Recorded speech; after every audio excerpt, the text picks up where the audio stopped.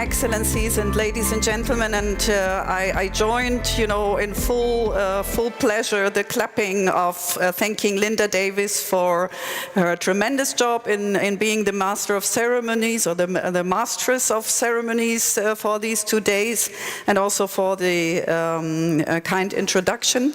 I thank the previous panelists in this wrapping up and closing session, and I guess it is now my task to close this successful conference after thrilling debates on geopolitics, just transition, sector coupling and digitalization, and after countless and hopefully fruitful bilateral meetings and maybe also agreements and deals. Minister Maas opened this conference by citing an impressive young woman, Greta Thunberg. Change is on the horizon, she said, but to see that change, we also have to change ourselves. During this conference, we have all witnessed that the technology to do this is already there. We can change our energy systems and cut greenhouse gas emissions drastically if we only muster political will and the necessary finance, which is closely connected, I think, to do so. Bold political decisions are necessary to overcome the existing challenges, and in this, Greta Thunberg should be an inspiration to all of us. Ladies and gentlemen, we close now the BETD 2019. What do we take away back home?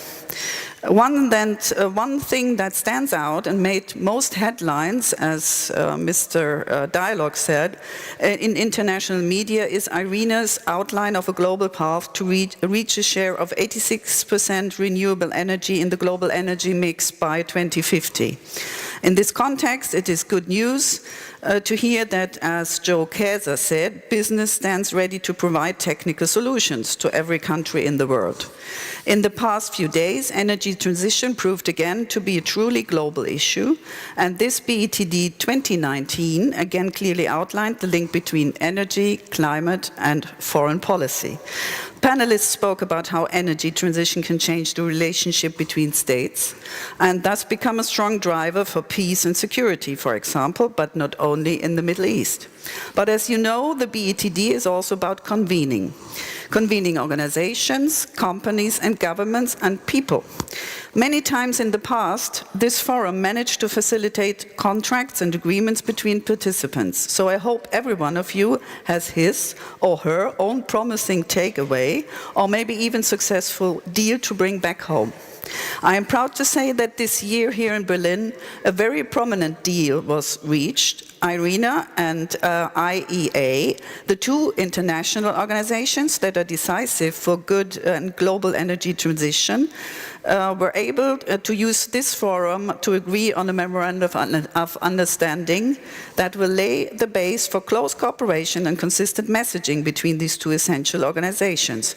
I'm sure I speak for many in the audience when I welcome this as a crucial step towards global cooperation in the field of energy policy.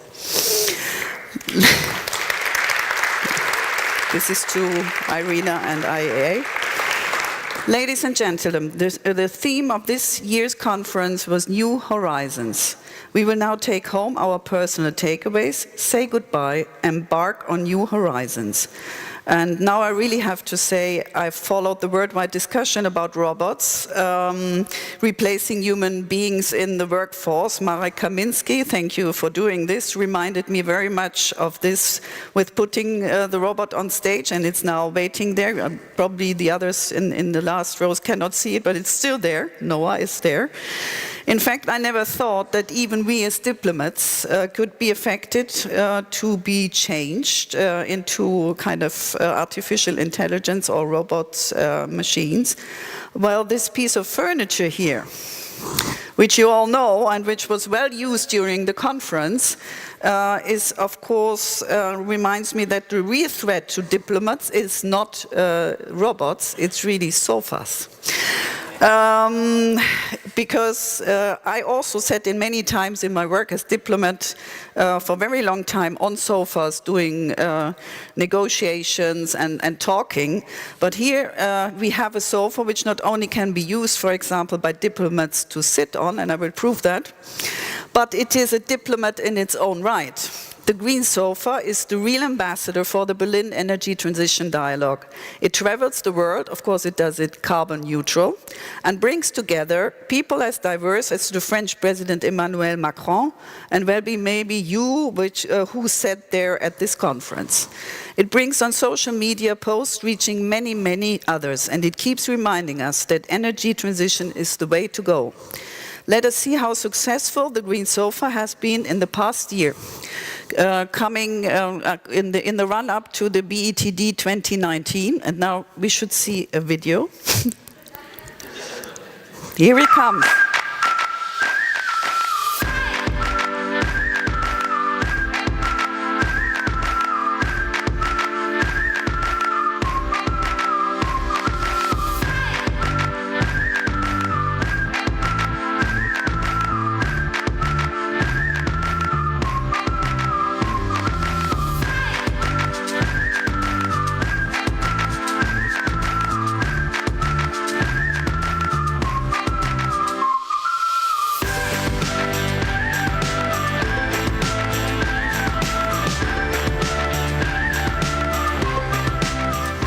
Well, I think you agree that we will have to send the Green Sofa on a trip around the world once again for the next year.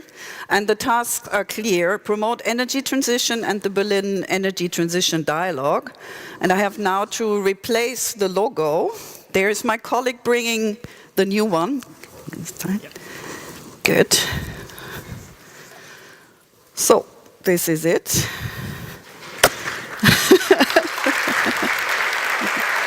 Thank you.